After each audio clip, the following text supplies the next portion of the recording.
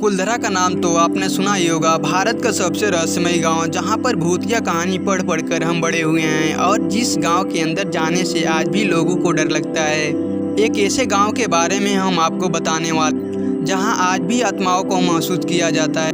कुलधरा का आखिर क्या है रहस्य? कुलधरा को क्यों भारत का श्रापित गांव बोला जाता है? कुलधरा में आखिर ऐसा क्या हुआ था कि रातों रात गांव खाली हो गया था और जिसके बाद से गांव में भूतों का बसेरा हो चुका है। कुलधरा गांव की ऐसी रहस्य हम आपको बताएंगे। सरकार ने कई बार कोशिश की है गांव फिर से बस जाए, लेकिन सरकार की कोशिश नाकाम हो चुकी।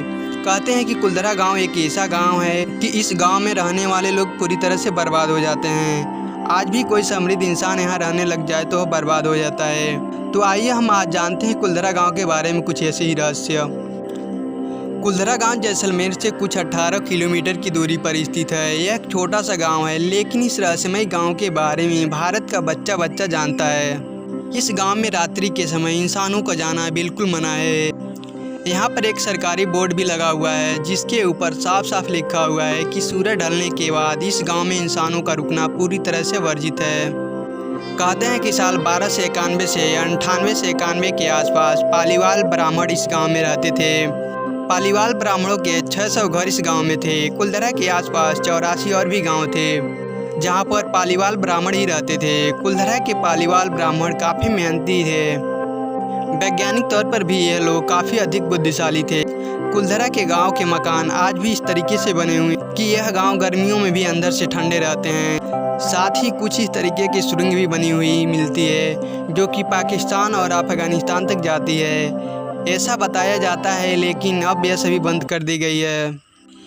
ऐसे में सवाल उठता है कि जब यह गांव पालीवाल ब्राह्मणों का और यहाँ पर रह रहे थे, तो आखिर यह गांव आज भूतिया गांव के बोला जाता है। इसके पीछे कहानी विख्यात है कि एक बार पालीवाल ब्राह्मणों पर वहाँ के दीवान सलाम सिंह की बुरी नज़र पड़ गई। सलाम सिंह को एक लड़की पसंद आ गई और वह उस लड़की को हर किसी कोशिश में पाना चाहता था। पालीवाल ब्राह्मण नहीं चाहते थे कि सलाम सिंह की बेटी से शादी करे या जोर जबरदस्ती करे। अपनी बेटी को बचाने के चक्कर में एक ही रात में यहाँ से घर छोड़कर चले गए थे। एक ही रात में कुलधरा का यह गांव पूरी तरीके से खाली हो गया था।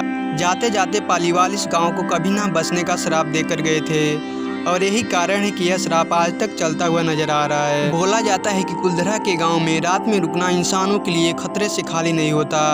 यहाँ पर कई तरीके की एक्टिविटीज रिकॉर्ड की गई, जिनसे यह साबित होता है कि यहाँ पर आत्माओं का राज है। बेशक आज के समय में अगर हम ऐसी बातें करते हैं तो यह अंधविश्वास बोला जाता है, लेकिन यहाँ पर जिस तरीके के वीडियो रिकॉर्ड हुए हैं और जिस तरीके के हरकतें रिकॉर्ड हुई हैं, तो उसके बाद से हर कोई मान सकता है कि निश्चित रूप से यहाँ आत्माएं रहती हैं। और कुलधरा के गांव में इस तरीके की चीज़ें आज भी देखी और महसूस की जा सकती है। कुलधरा का यह गांव सालों तक खाली पड़ा रहा। ऐसा बताया जाता है कि पालीवाल ब्राह्मणों की पूर्वज की आत्माएं यहाँ पर रह रही हैं। कुलधरा गांव के अंदर एक तालाब भी है और यह तालाब सबसे अधिक भूतिया बोला जाता है। यहाँ पर जाने वाले व्यक्ति को आत्महत्या जैसी चीज़ दिमाग में आने लगती है। कई बार इस तालाब के आसपास महसूस किया गया है कि दूसरी दुनिया की शक्तियाँ यहाँ पर आ रही हैं और वह आदमी को अपने बस में करती हुई नजर आती है। यहाँ पर जाना खतरे से खाली नहीं होता।